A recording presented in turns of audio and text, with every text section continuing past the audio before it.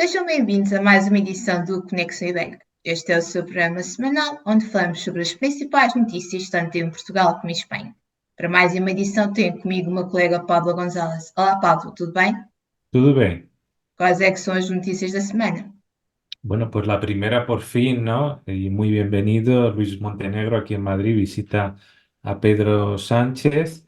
En segundo lugar, pues la situación jurídica de Antonio Costa, que parece que se va limpiando un poco su horizonte para futuros cargos. Y por último, una reseña de un libro antiguo que he leído de Pilar Vázquez Cuesta. Ok, então vamos começar com esta aguardada visita. A primeira visita oficial de Montenegro foi a Madrid, onde esteve com Pedro Sánchez e falaram sobre o quê? Bueno, pues le recibió en el Palacio de la Moncloa Pedro Sánchez y han sellado en Madrid una alianza de Estado para mantener la buena relación bilateral y defender los intereses comunes en el exterior, pese a pertenecer a familias políticas distintas. Luis Montenegro ha señalado que van a profundizar la cooperación estratégica. En la reunión han hablado de la próxima cumbre ibérica, que como saben nuestros lectores, nosotros le damos mucho énfasis a este evento. Había un cierto peligro de si se iba a celebrar o no este año, porque siempre está el tema de la provisionalidad de antes y después de las elecciones, pero en este caso ya se despeja aquí también el horizonte y será en la segunda quincena de octubre en Portugal. Es el caso, ahora le toca la responsabilidad a Portugal organizarla, pero no se sabe el lugar ni la fecha. Recordemos que la última fue en las Islas Canarias. Segunda quincena de octubre, cumbre ibérica, un día muy importante en nuestra agenda. Sánchez y Montenegro han mantenido esa reunión, como he dicho, en el Palacio de la Moncloa. Y bueno, pues Sánchez ha agradecido ese gesto, ¿no? De primera visita al exterior. El presidente del gobierno español ha destacado que España y Portugal comparten profundos lazos históricos, sociales y culturales, así como muchos intereses y retos comunes en Europa y en el mundo. Ha confirmado las buenas relaciones bilaterales entre ambos países, que van a seguir estrechándose, esto lo han dicho los dos, y que ambos gobiernos van a seguir trabajando en beneficio de la ciudadanía portuguesa y española al mismo tiempo que continuarán impulsando una Europa más competitiva, resiliente y social. Eh, Esto es curioso porque siempre ocurre lo mismo y nadie ha asesorado a Sánchez que el término socialdemócrata, sabes que viene de los alemanes y aquí Exato. se utiliza para los socialistas moderados, ¿no? Y allí, claro, Que es el aqui é diferente, Partido aqui há Social socialistas e sociais-democratas. Demócrata, ¿no? Separado, ¿no? Socialdemócrata, pero que originariamente sí que es verdad que era, pues eso, un partido de centro y, bueno, sigue siéndolo, pero que de alguna manera también abarcaba ese espectro social, entre otras cuestiones también por todo lo que hemos hablado de la revolución y tal, ¿no? Incluso aquí también Suárez, el partido de centro de Suárez también tenía socialdemócratas dentro, o sea, intentaba abarcar también, pegar algún mordisco ahí en el centro izquierda. Pero bueno, ha quedado el nombre y claro, siempre queda un poco raro cuando, por ejemplo, Pedro Sánchez dice la familia socialdemócrata y se refiere a la familia socialista europea, no a la familia con Não é mesmo? Montenegro. Podría ser una broma, pero como no lo A dice. família do Montenegro está mais junto ao PP. Claro, esa es la familia del PP, familia liberal conservadora, como sea, ¿no? O popular, ¿no? Pues bueno, queda esa anécdota. También es verdad que ha salido en internet, ya sabes que nosotros nos fijamos en nuestro tema, que es el tema de la Alianza Ibérica. Pero bueno, saltó que hay unas diferencias en torno al reconocimiento del Estado de Palestina, en cuanto Exato. al, al tempo, al momento, lo que sea. Bueno, natural. Y también han remarcado, y esto se lo he visto incluso a diplomatas, ¿no? Diplomáticos portugueses cercanos incluso al Partido Socialista, que vio que un poco excesivo que Sánchez fuera muy expresivo a la hora de expresar su cercanía con Antonio Costa, ¿no? Cuando Foi a estaba melhor parte, su, sinceramente, a melhor parte do discurso. Entonces, ¿qué pasa? En ese sentido, yo creo que Sánchez sí que era sincero. O sea, otra cosa es que la diplomacia te lleve a decir, oye, ya cambia de página, que aunque venga del mismo país, no es tampoco el lugar para manifestar tus gustos, ¿no? Con él, pues puede crear ciertos celos o lo que sea, ¿no?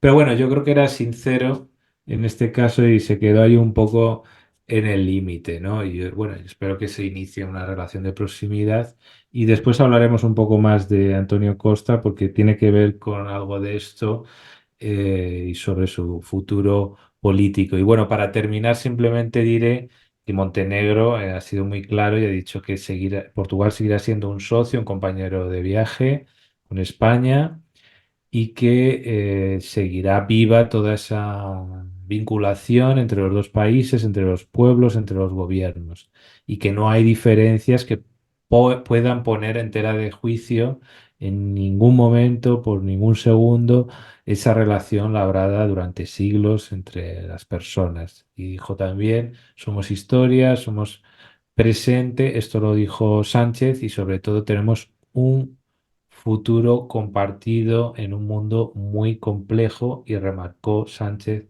que Portugal es un aliado, un hermano y un amigo, ¿no? Montenegro también dijo aquello de los parceiros, ¿no? Que lo traducimos como socio en Hum. español.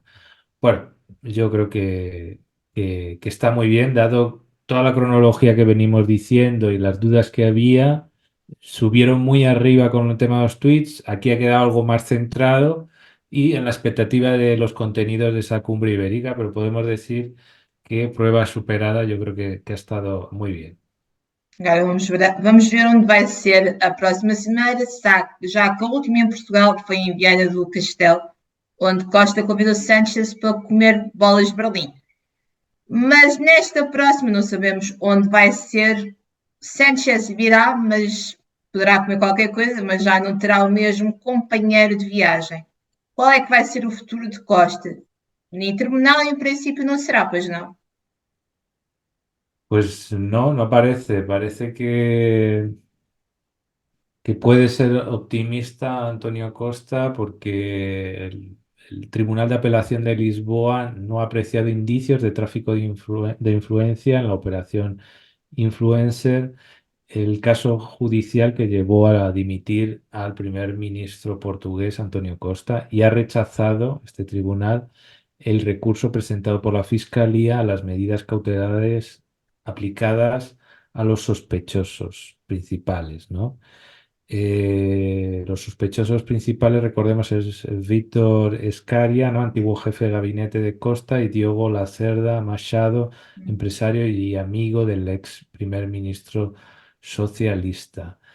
Bueno, todo parece que es un revés de la fiscalía. Recordemos que en temas de justicia, independientemente de lo que haya ocurrido en el mundo real, pues para acusar a alguien necesitas tener pruebas y ¿no? unas suficientes pruebas.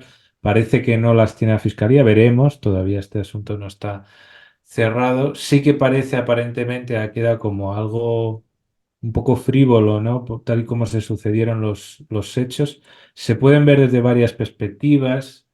Recordemos que siempre se ha dicho que a veces las fiscalías con el tema anticorrupción se han utilizado como una especie de hiperactivismo judicial para intervenir en política. Otras veces se han dicho que a veces como un botón de emergencia porque a veces hay mucha corrupción y tal.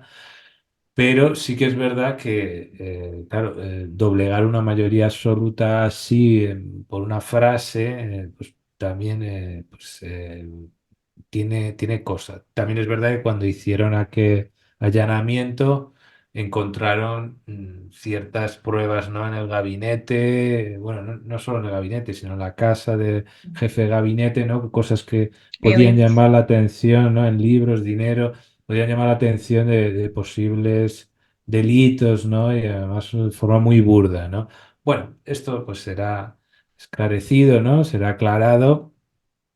Y lo importante es eso, que el activo político Costa, que yo creo que los expresidentes en general, si no lo hacen muy mal, normalmente son activos políticos del país, incluso transversales, ¿no? Y yo creo que eso puede ser un caso en el que pues Antonio Costa pues pueda acabar en la Comisión Europea, porque era un hombre que se le escuchaba mucho en el Senado de la Unión Europea, porque era uno de los veteranos y sabía acercar posiciones de un lado y del otro. Y yo creo que eso es lo que está pensando Pedro Sánchez y bueno, Marcelo Rebelo de Sousa también, imagino que por mala conciencia, también lo ha dicho. Y, Paulo Rangel também.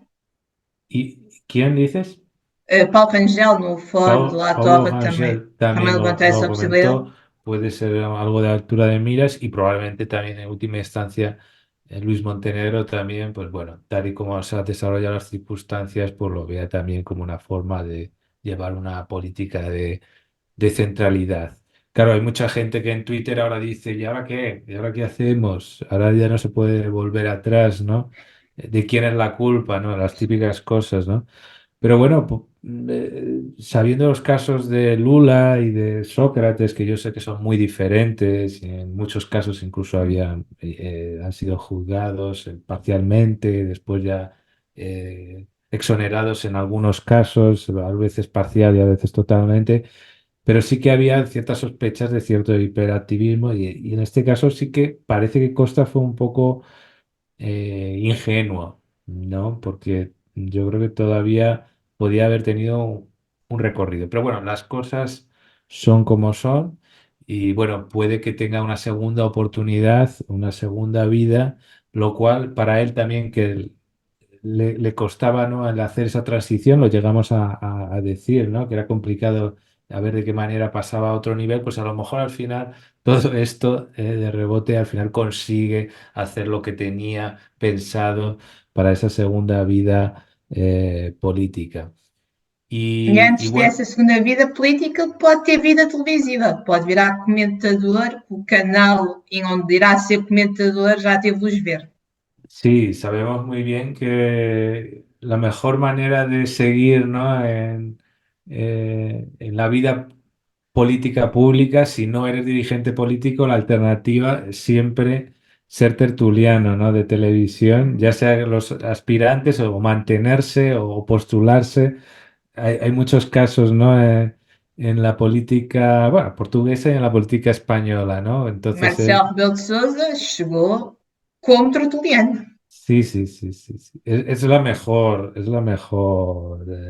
escalera para subir hacia arriba porque es la manera de influir. Entonces, desde luego que es una muestra, una declaración de principios de que quiere seguir haciendo política. Y bueno, por último voy a contar una curiosidad que, bueno, no llega a ser una noticia, pero es interesante y que me he enterado que el hermano de Pedro Sánchez vive desde hace, no sé si 5 o 6 años en Elvas, en Hum, Portugal. Yo no lo sabía, ¿eh?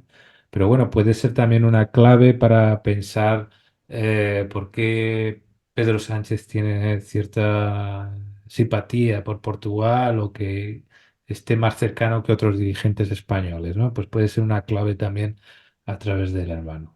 e pode ser um bom sítio para a próxima cimeira. Ou Elvas, e já Y está ali à vista, já. sí, sí, sí, sí, sí, yo creo que sí, porque a ver, el eje atlántico tiene mucho peso en Portugal y es natural que así lo sea por demografía, por relaciones con Galicia, pero se hizo en Viana do Castelo y se han hecho muchas por allí, ¿no?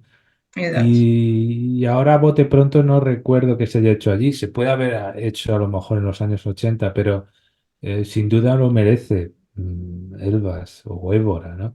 Esperemos, esperemos, sería una buena solución. No creo que siga el camino de la Macaronesia, porque también he pensado, digo, lo mismo después de Canarias Madeira. quieren hacer otro sitio en otras islas, que ya se ha hecho, ojo, se hizo en Madeira y no estoy seguro si se hizo también en Azores, creo que solo en Madeira, si no me equivoco, con Antonio Guterres y José María Aznar.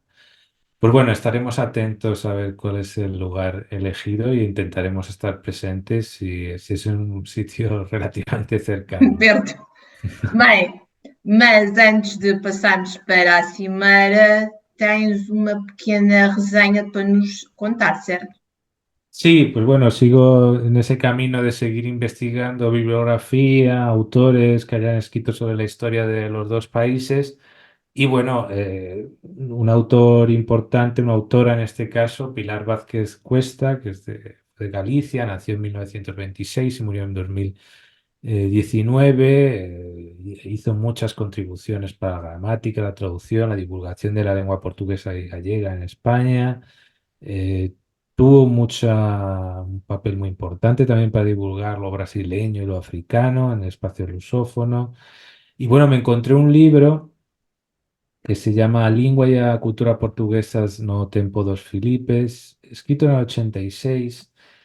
Y bueno, voy a ser un poco directo, aunque maneja ella una bibliografía literaria muy buena, en general me parece que es un enfoque un poco erróneo, ¿no? Un poco en la línea, un poco de agraciarse con una línea historiográfica un poco anacrónica del nacionalismo portugués. Porque, ¿qué pasa? Que es que ella escribió esto justo antes de que hubiera una revolución historiográfica sobre este asunto, tanto en España como en Portugal, ¿no?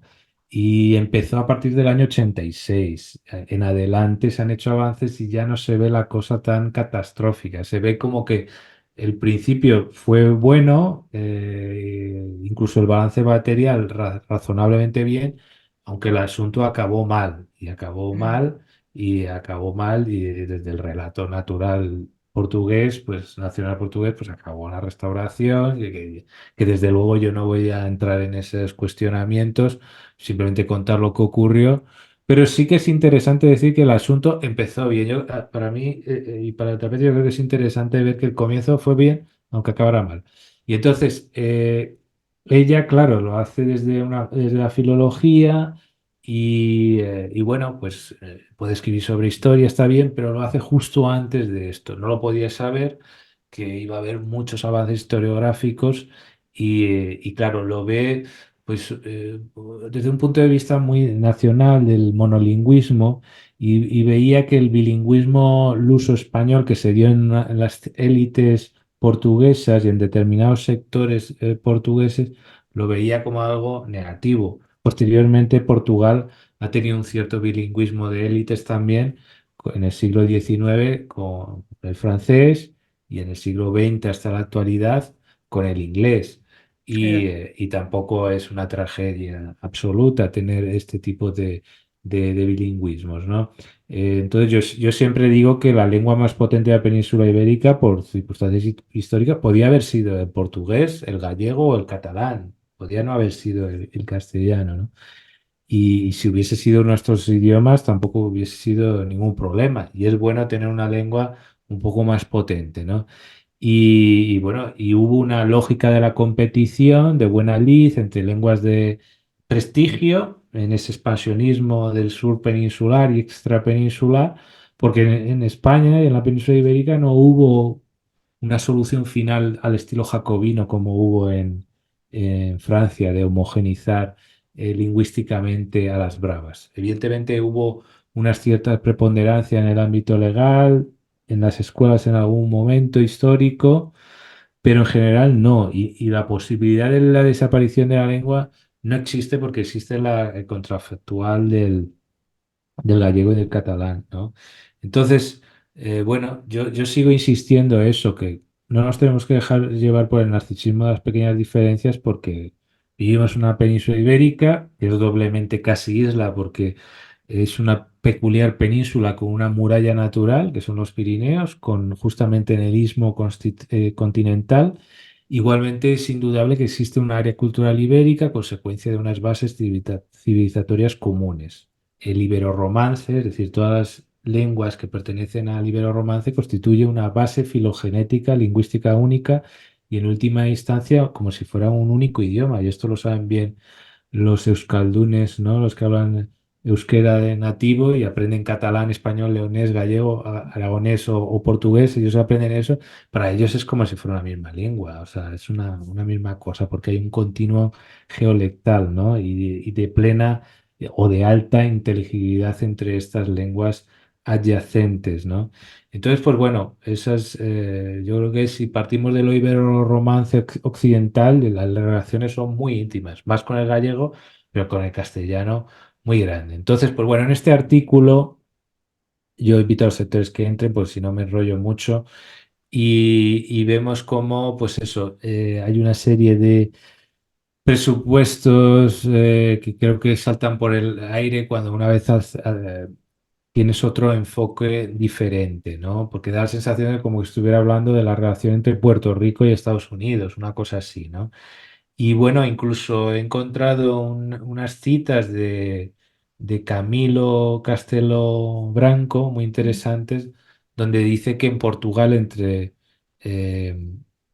entre 1580 y 1620 producía pues libros de ciencia comparativa y numéricamente más perfectos y más eruditos que antes que conquistado por Castilla, ¿no? Dice que desde la invención de la imprenta hasta el año 1580 se publicaron en Portugal 182 obras, desde 1580 a 1640 no salieron de los prelos, ¿no? Menos de 486, entrando en número de ediciones de 36 ediciones de Camões, ¿no? Entonces los reyes intrusos, dice irónicamente, no pararon de publicar y republicar obras y de completar obras incompletas anteriores y de grandes autores portugueses fueron producidas en las imprentas de Lisboa que apoyaron en gran medida, ¿no? Y en gran medida también hicieron vista grosa a los autores más nativistas o más autonomistas, que en realidad no era tan distante con el espíritu inicial filipino. Entonces dice, cuidado que hubo una explosión cultural muy grande. Es verdad que con una influencia muy grande del siglo de oro español, muchos autores portugueses escribían en los dos idiomas, pero en general el balance material cultural hubo un crecimiento muy grande y eso que también lo tienen que valorar. Pues bueno, entro en todos estos debates, yo no quiero tener tampoco la última palabra en estos asuntos, pero bueno, en este punto de vista pues le hago esta crítica. Estoy leyendo también otro libro sobre España ante el operante, ¿no? El ultimátum, también de esta autora, ya diré qué dice. Y bueno, ella investigó en su momento las conexiones entre la generación 270 y la generación del 98, que es un tema bastante interesante. Entonces, pues bueno, seguimos dando luz a este tema en un debate que yo creo que tiene que ser sosegado, respetuoso, pero bueno, intentando llegar a la realidad de un poco de lo que ocurrió desde una pluralidad de visiones. Bueno, hasta aquí mis tres temas. ¿Cuáles han sido los tuyos, Andrea? Bem, começamos com a Iberdrola, que vai patrocinar o futebol feminino também em Portugal. Passamos para os 50 anos do 25 de Abril e, para terminar, a visita do Papa Francisco a Timor-Leste. Muy bien, pues comenzamos con Iberdrola y cuéntanos qué planes tienen. Bem, então a Energética Espanhola em Portugal continua a ter várias atividades, não só comerciais, mas agora anunciou o patrocínio. Vai ser a patrocinadora oficial do futebol feminino em Portugal. Das competições profissionais, desde a Liga, que tem como nome Liga BPI, que também pertence ao grupo Caixa, mas Taça da Liga e Supertaça, e para além deste patrocínio ao futebol feminino, aos clubes, vai patrocinar a seleção feminina de futebol. Bem, em relação a este novo patrocínio da parte de Iberdrola, a Energética diz que não é único, já tem o mesmo tipo de patrocínio com a Espanha, que é a atual campeã do mundo, e com o Brasil, que tem das maiores jogadoras da história do futebol feminino. E agora vai ser a patrocinadora oficial a partir da próxima época do futebol feminino em Portugal. O objetivo da Energética é continuar a que o desporto, não só o futebol, mas o desporto no geral, cresça junto da população feminina. No caso do presidente da FPF, ele afirmou que o grande objetivo da própria federação é continuar a impulsionar o futebol feminino, que tem na Iberdrola um novo parceiro, e que este objetivo é visto não só com o desempenho da seleção feminina, mas também é visto no próprio vídeo de apresentação da candidatura ao Mundial 2030.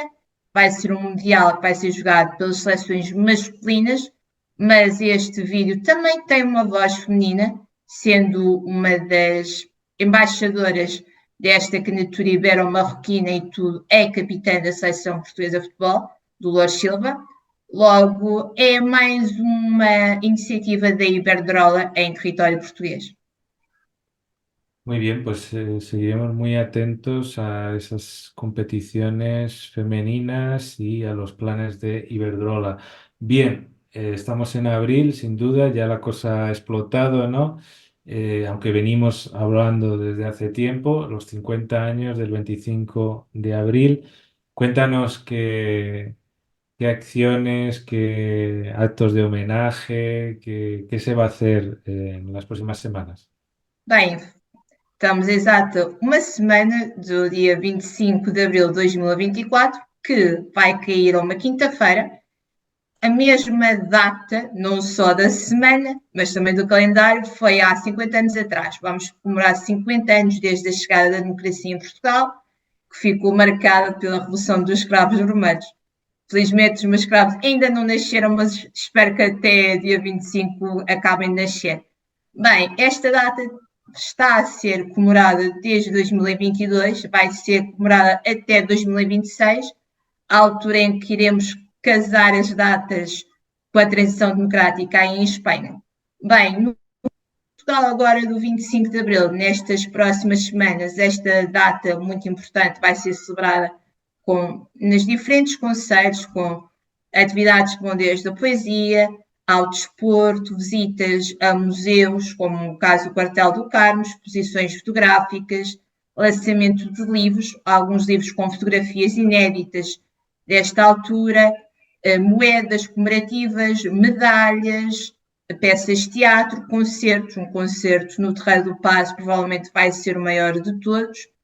E dois momentos que eu acho até bastante interessantes vão acontecer no dia 24 e 25 de Abril. Então, no dia 24 vai haver então, a repetição desta data, ou seja, vai ser de Santarém, de Escola Prática de Cavalaria, uma coluna de militares que irá em direção a Lisboa e vai fazer todos os movimentos que o MFA fez para a tomada do poder no dia 25, ou seja, quem estiver em Lisboa a 25 de Abril não se assuste, não é um novo golpe de Estado, é apenas as comemorações do 25 de Abril que vão levar os militares à rua. Bem, 25 de Abril teremos, como é óbvio, de manhã a cerimónia oficial, onde muito provavelmente iremos contar com a presença de altos dignatários, tanto de países que nasceram, entre aspas, com esta revolução, como é o caso de Angola ou da Guiné-Bissau, como de países amigos e aliados, como é o caso do Brasil ou do Reino de Espanha. Bem, no parte da tarde, a cerimónia vai ser de cariz civil e vai ter como ponto alto o desfile na Avenida da Liberdade, o desfile civil, onde o novo Presidente da Assembleia da República, José Pedro Aguiar Branco, já confirmou a sua presença e na altura da pandemia de Covid, como todos nos lembramos, onde tudo estava fechado, estas cerimónias de 25 de Abril, na altura, tiveram que ser muito mais pequenas e uma das memórias, uma das fotografias icónicas dessa data é um só homem a desfilar sozinho, levando o cravo vermelho e a bandeira de Portugal pela avenida abaixo. Bem, este ano podemos contar com uma avenida cheia de pessoas que vão celebrar o 25 de Abril e muitos deles aprenderem o que foi esta data, já que uma boa parte da população portuguesa a 25 de Abril ou era muito pequena ou ainda não era nascida e como tal, para preservar também a memória desta data, estou a fazer várias atividades para a educação dos mais novos, entre elas, em vários concelhos que pode ser visitado, chaimites. Chaimites foram dadas pelos militares e onde os mais novos vão poder conhecer um pouco mais do meio de transporte que levou Marcelo Caetano para o seu exílio no Brasil. Bueno, pues en último lugar nos vas a hablar del Papa Francisco y nuevamente muy comprometido con la lusofonía. Tengo que decir que eres más amigo, por ejemplo, de la lusofonía que de España, que todavía no ha querido venir por aquí, también porque hay cierta división interna dentro de la Iglesia española. Y bueno, y otro gesto más, ¿no? hizo Bem, un se eu não me inicio, engano, primero fue a Brasil, después a Portugal, Angola también en Angola, ¿no? e agora Timor já vai em Hombre, quatro países tiene lusófonos. toda la iberofonía, la lusofonía, tiene una coincidencia obviamente con el espacio católico, obviamente, ¿no? Sim, No es claro. 100%, pero digamos que el 90%. Y obviamente, eh, bueno, me viene a la mente también las Islas Filipinas, ¿no? Uhum. También un catolicismo muy fuerte. Pues bueno, Timor, que aquí lo llamamos Timor Oriental, ¿no? Timor-Leste. Timor-Leste. Timor do Borossai, como há muitos anos Eh, chamávamos aqui em Portugal. Entonces, pues bueno, esto siempre es una historia bonita que la hemos mencionado alguna vez, pero bueno, siempre hay gente que falta por conocerla y cómo, pues eso, la religión, la lengua fue una forma de resistencia y el Papa Exato. también hace un gesto. Exato. Então, há muito tempo, Timor é um dos mais recentes do mundo como independente, é do início dos anos 2000. Timor esteve, depois dos portugueses terem saído, foi dominada pela Indonésia, teve durante muito tempo sob o jugo, vamos assim dizer, da Indonésia, e onde a língua portuguesa e a religião católica, já que a Indonésia é muçulmana, eram vistas como duas armas para a sua defesa própria, ou seja, os timorenses, para não serem apanhados pelos indonésios, falavam português e comungavam. E esta parte do espírito católico vai ser lembrado pelo Papa Francisco um ano depois. O Papa esteve cá em Portugal em agosto, a visita vai acontecer em setembro, logo um ano e um mês depois de se ter estado em Portugal, o Papa Francisco volta a um país de língua portuguesa, neste caso ao mais novo país de língua portuguesa, a Timor-Leste, no início do mês de setembro, onde ele vai fazer uma visita pela Ásia, vai estar em Singapura, na Papua Nova Guiné, vai parar por Timor, vai estar lá sensivelmente 3 dias, onde pretende encontrar-se com todos, novamente todos, como disse cá em Portugal. Timor é um país relativamente pequeno, logo é fácil em dele que este encontro aconteça. Pronto, como voltando à importância da religião católica em Timor e da forma como esta foi usada como uma forma de garante da própria independência. Em 1996, se a memória não me falha, Timor-Leste teve o Prémio Nobel da Paz no papel de Ramos Horta, que é o atual presidente do país, e Dom Ximenes Belo.